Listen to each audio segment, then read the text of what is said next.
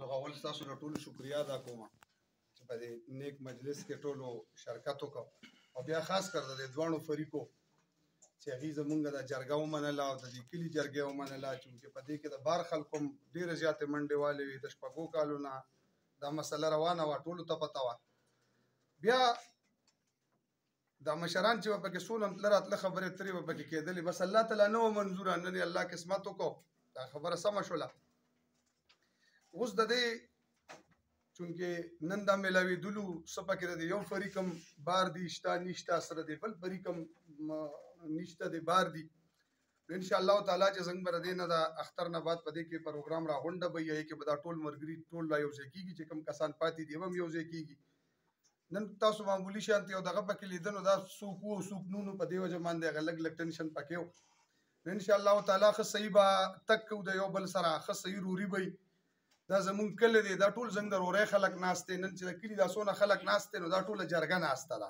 ځکه چې دې ټولو ته وینا زموږ د جرګې د طرف نه ده زمونږ د طرف نه ده مدعیان هم هغې هم خپلو کې وینا کړې خپل لاغلي دي او دا بل فریق هم خپل لاغلي دي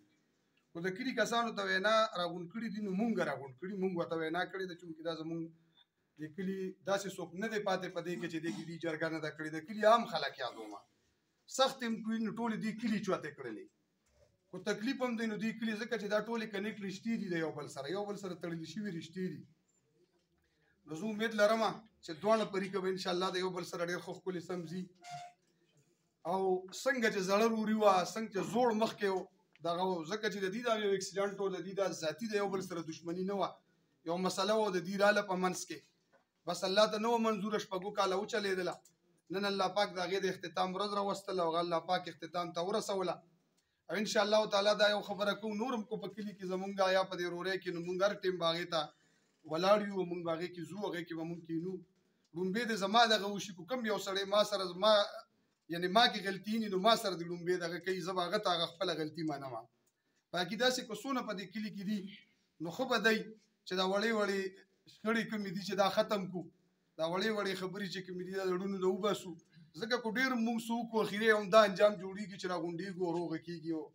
هغه بیا سمېږي پکې قیمتي خلک خراب شي قیمت تاوانونه پکې دنیا وشي نو ستا چې دې ټولو خبرې وکړې زه بیا یو ځل د دې ټولو کوم چې پکې څونه دلته راغونډ شوي دي او په دې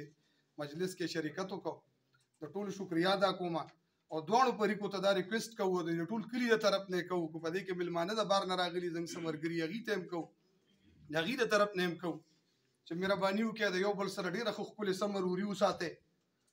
او که څونه هم تاسو دا روانو له بوزو یا موږ نور هم روانو له ځونو نور به هم روان انجام وي سم انجام یې نه راځي نو لږه مهرباني وکړئ لږې شرګزاري وکړئ لږ ښکلې ټیم دی اوس حالات بدل بیا زنګ خاص کر ټول زیات د کلي خلک ناست دي زنګ په دې کلي باندې یو خصوصي رقم دی په دې ټول زنګ د کلي دا خلک پوه دی هغې غاړو ته مخکې چې کوم ځای کې نن سبا دښمنۍ یا دا مسلې ډېرې سختې دي ډېره زیاته ګرانه ده نن سبا رزق پورې خلک اریان دي ګرانۍ دومره ډېرې دي نو مهرباني وکړئ چې دا مسلې کومې هم دي موږ ټول به په شریکه باندې لګو او څونه صبر چې رانه کېدی شي دا صبر به کوو انشاءالله تعالی دا خبره خدای پاک پای تکمیل ته ورسوله کومې د دې دغه نه وروستو که خیري دا روژه ده څلور شپږ ورځې دي روژې نه بعد به د دې یو فریق هم څوک پکې بار دي دوبۍ سعودي کې دي څوک پکې دلته کې د دې بل فریق هم پکې څه کسان نشته انشاءالله تعالی چې د اختر نه بعد به څلورمه پنځمه باندې به مونږ پروګرام کوو ټول به راغونډېږو نور هم کو پکې داسې څه دغه پاتې به کوو که خیري او زه د ټولو بیا یو ځل شکریا ادا کوم او بس ټولو ته زه مبارکي د خپل طرف نه ورکوم چې دا دغه پروګرام ټیک شي او دغه برابر شي ډېره مننه ستاسو